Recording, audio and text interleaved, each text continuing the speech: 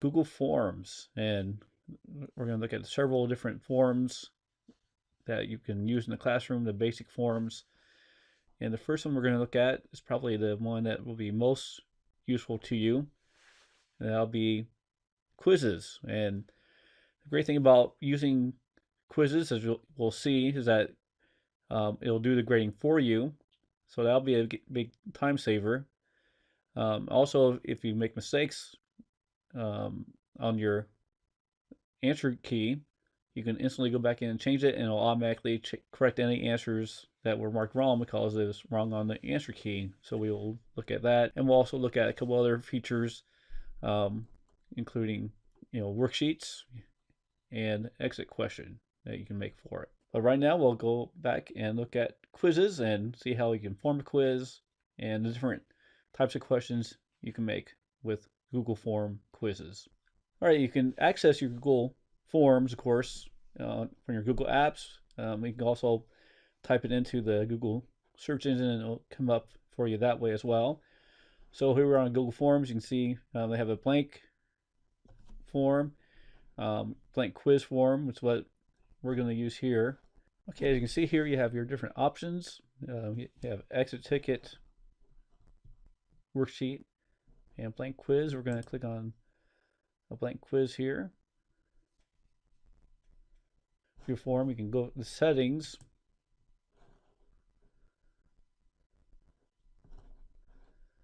And you have a couple of options here. You can collect email addresses of whoever takes the quiz. You can allow people who take the quiz to edit after they submit it, which probably if you're doing it for a grade, you probably don't want to do that. You can see the summary of charts and text responses. The presentation, you can see this progress bar so you can see how far they're going. You may also want to choose to shuffle the question order, and you can also add a little message if you like after they're all done to confirm that they have finished.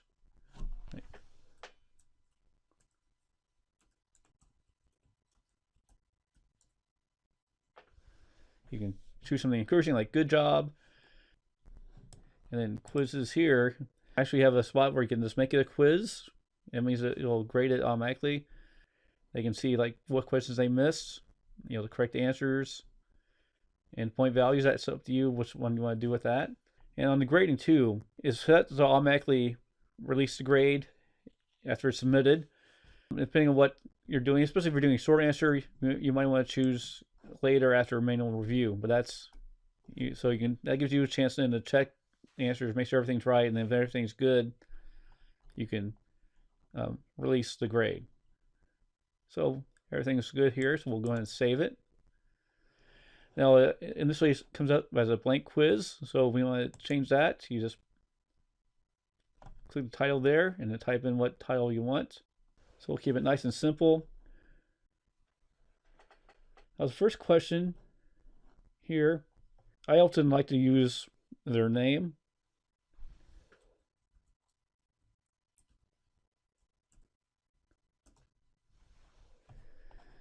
And make it a short answer. And one option you have is that you can make it required, meaning they can't go on past that point unless they answer this question. So they can't skip putting their name in. They have to put their name in. And the answer key here, we're going to leave it blank. So that'll be fine there. Now, we're going to look at different types of questions. And you see here on the little option bar here, you have all different types of questions you can do. There's short answer. If you want to write a paragraph, they can do that. Multiple choice, check boxes, drop down. They can upload a file if you want them to. And then for those that are doing math, you have linear scale, multiple choice grid, checkbox grid, all those good things. We're going to start out with doing a short answer. All right, so that's our question. What combination of colors makes the color purple? So we're going to do a short answer. So the next thing we need to do is hit the answer key. And once we do that, we can determine how many points we want the question to be, the point value. Let's say 2. And then we can add the correct answer. Now we're going to use two answers.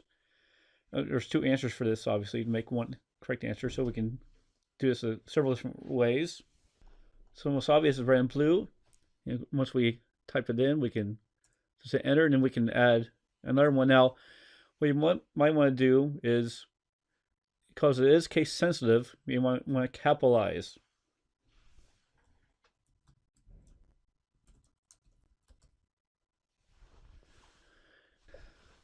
So that should pretty well cover it.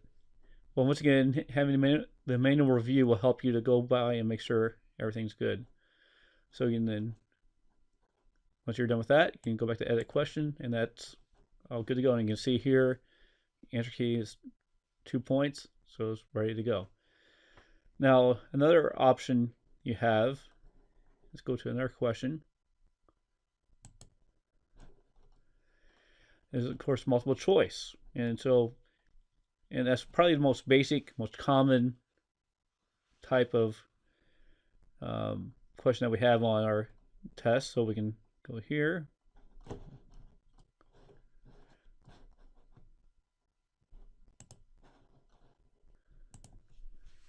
All right, so in making our multiple choice question, we're going to do a variation of the previous one. Which color combined with red creates the color purple?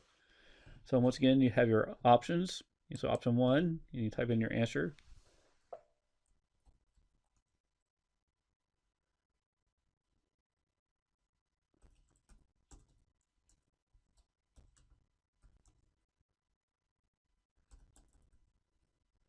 So you give them their 4 options. They're in the answers. And now, once again, once you put how many answers you want for that, you can go to the answer key. And of course, choose how many points. So let's go 1 point for this one. Now, I know the answer is blue, but for purposes I want to show later on, I want to keep it, I want to accidentally make it orange. You know that's the wrong answer, but we'll use that in the future to show you how to make corrections. So we're going to keep it like that, edit the question. Now another nice feature is the drop down. And this is good if you're going to use maybe matching type questions. You can have, it works basically the same principle as multiple choice, but it is easier if you have like a lot more choices used. So a matching type thing, maybe you're doing a vocabulary quiz. So let's do a question for that. Okay, so if we're using the example of a definition, you can type in all different possibilities for this, like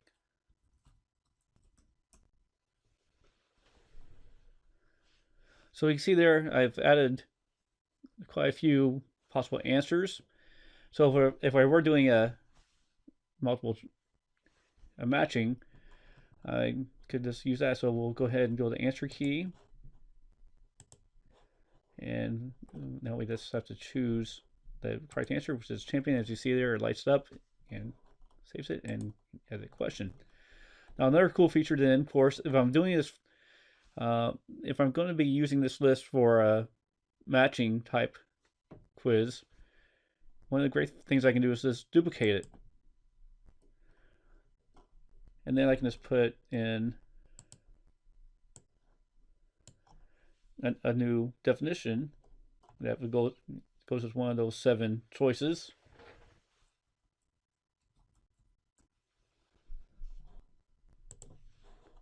All right, so we can use this definition: a person who uses the government to legally take away your money. And of course, the answer would be, go to the answer key, and then we need to change the answer to politician. Now, you need to make sure to click on the old answer so we don't have 2 correct answers. And that'll be our new answer. And we'll go back to edit question, and it's all there ready to go. And we can see that it is ready to go. So that's the drop down, which is a very important one. Now, we're going to add, and here, once again, you add question. And you can add images, you can change the text, you can include a video if you want to include a video for them to watch and then answer a question. And then we can divide it in a section. We're going to do that. We're going to add a section here. And we can entitle this. We can just make it section 2 just to keep it simple. And once we do that, we can add a question, and a new question appears underneath there. And we can add another feature which is similar to multiple choice and drop down, which is called checkboxes. Now this one's good if you want to add more than one answer on multiple choice. You could do this on multiple choice as well, but checkboxes is kind of a cool way to do this. So you can ask them multiple questions. And they can put two different things together if you want. Okay, so I've made the question about to name the first 3 presidents of the United States. And I've given them several choices. So I want to pick on the 3 that are correct. Go to my answer key. Of course, the 3 that are correct. John Adams is second one. Thomas Jefferson was the 3rd, and George Washington, of course, was the 1st president. So once again, and we can choose a point total for this. So we can make it 1 point or 3 points.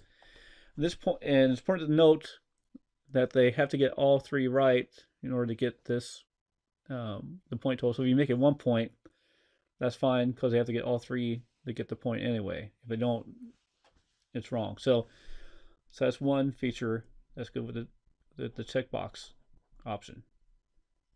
So add the question, and it's all good to go. So really not too much to add there. Those are your 3 basic questions. Now after we do that, there's a couple different things you can do. You can even change the color palette, so you can make it look. You can even add an image if you want in the background, even if it goes on with your topic. And if you're not afraid of giving away an answer, you can always add that too. And we can go over here to preview. Now that's a good feature because then that allows you to go through and from to see how it looks from the student perspective. So our drop down question. All right, since I finished that section, let's hit next.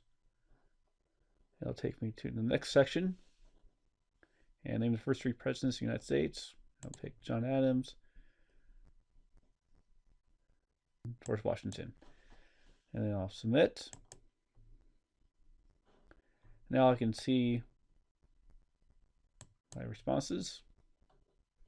This is one I purposely made incorrect, and I can see that it should be blue, but it says it's wrong. So obviously I put down the wrong answer, or the wrong answer key. So I need to go back and fix it. So we'll exit out here. Yeah, so I can go back to Drive and find my quiz again and click on that. All right, so since I know this answer is wrong, I can go back to answer key and I can change it.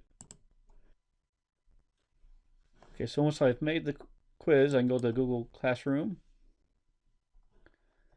and go to create assignment.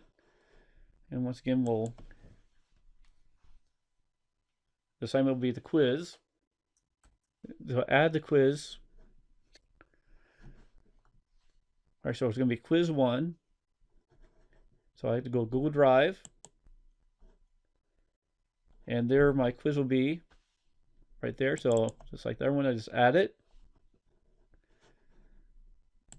And once again, I have the options that you assign it, schedule it, or save as draft. We're going to assign it immediately.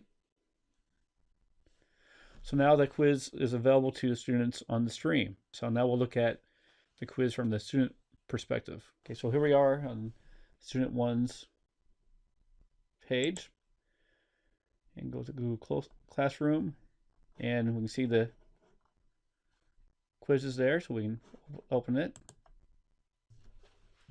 So when the student logs into their classroom, they will come up and they can choose the quiz.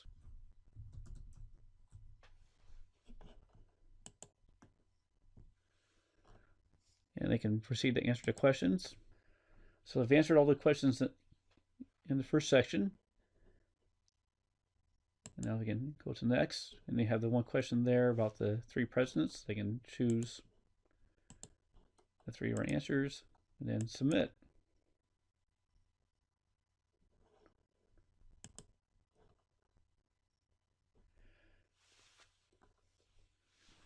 And we see that we got 6 out of 7. So we see that is incorrect. And so, of course, a student is going to point that out to Mr. Hopper, and then Mr. Hopper would have to go and fix it. So, okay, so if there is a mistake, you can simply go to the question, change the answer. We'll go to answer key and change it to the right answer.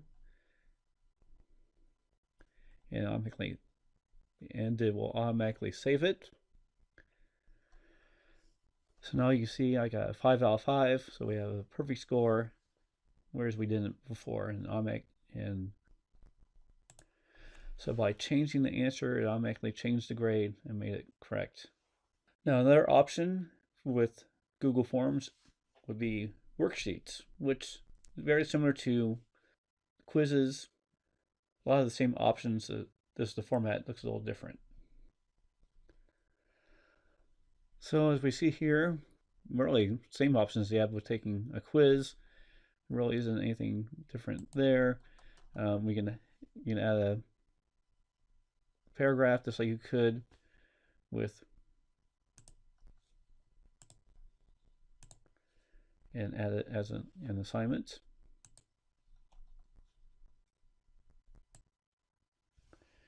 And then you go to Google Drive. There's worksheet 1, adds it, and assigns it, and then of course students can just access it just like this, and they can fill in the answers.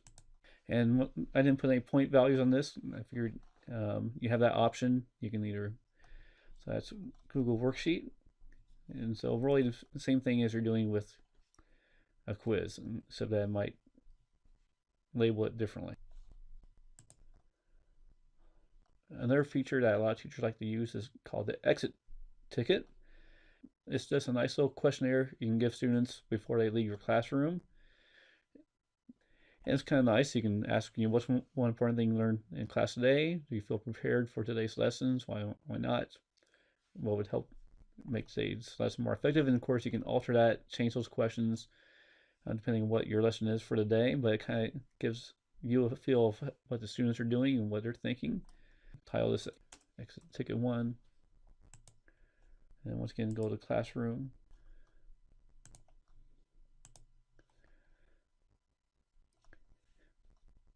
And then we can go to our classroom, and of course, create as an assignment.